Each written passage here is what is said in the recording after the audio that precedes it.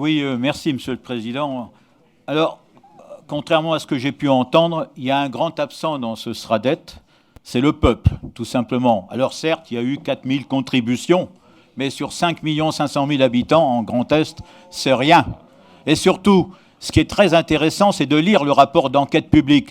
L'enquête publique, c'est-à-dire dans toutes les communes où les gens avaient la possibilité de se déplacer et de mettre des observations, de donner des contributions. Il y a eu 282 observations, c'est-à-dire 0,005% de la population du Grand Est. Et c'est les commissaires enquêteurs eux-mêmes qui reconnaissent l'échec de la consultation. Faible fréquentation des permanences, citoyens peu mobilisés, pas d'intérêt pour ce schéma, faible participation des citoyens. Oui, au niveau de l'enquête publique, donc celle qui est au plus proche des citoyens, c'est le bide, c'est votre échec, Monsieur le Président. Il faut dire aussi que ce dossier est indigeste. On se plaint déjà des 2000 pages, mais le dossier d'enquête publique, c'était 4000 pages. Alors j'imagine qu'il n'y a pas grand monde qui a dû le lire. Moi-même, je n'ai pas lu les 2000 pages en question. En tout cas, tous ceux qui réclament la démocratie participative, eh bien, c'est vraiment mal parti. Vous avez fait voter tout à l'heure une démarche régionale de participation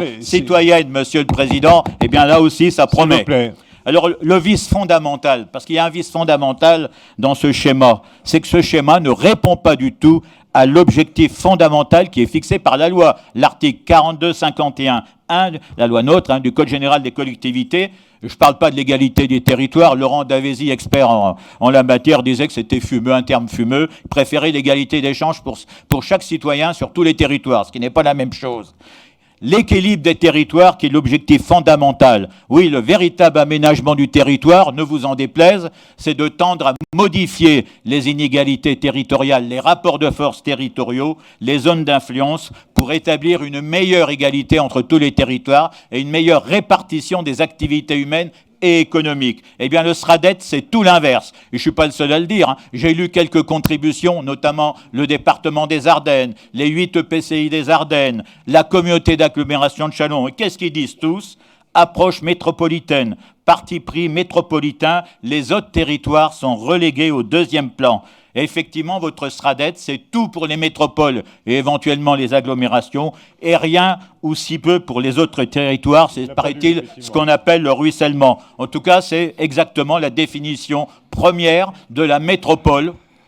La métropole grecque, c'était la ville-mère avec ses colonies. Eh bien, aujourd'hui, tous ceux qui ne seront pas dans une métropole ou une grosse agglomération seront sur des territoires considérés comme des colonies en matière de Grand Est. Alors, vous nous dites toujours l'armature urbaine. Mais quand on regarde ce que c'est que l'armature urbaine, la définition des géographes, eh bien, c'est une classification, une hiérarchisation des communes en fonction de leur taille et en fonction des fonctions qui y sont exercées. Donc l'armature urbaine, effectivement, ça participe à cette même logique de conservation des inégalités territoriales. Là, finalement, la France d'en bas, la France périphérique, vous vous en foutez.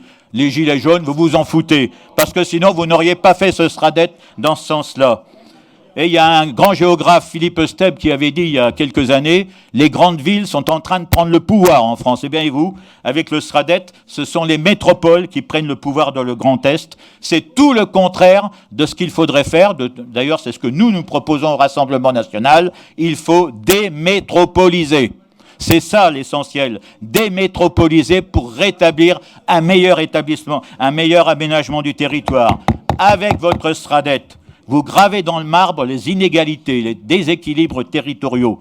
Strasbourg continuera d'absorber le Bas-Rhin et les petites communes continueront de crever ou de survivre à coup de subventions publiques, de survivre sous perfusion. Des milliers d'heures de travail, des milliers de pages pour en arriver là, Monsieur le Président, ben franchement, c'est décevant. Je vous remercie.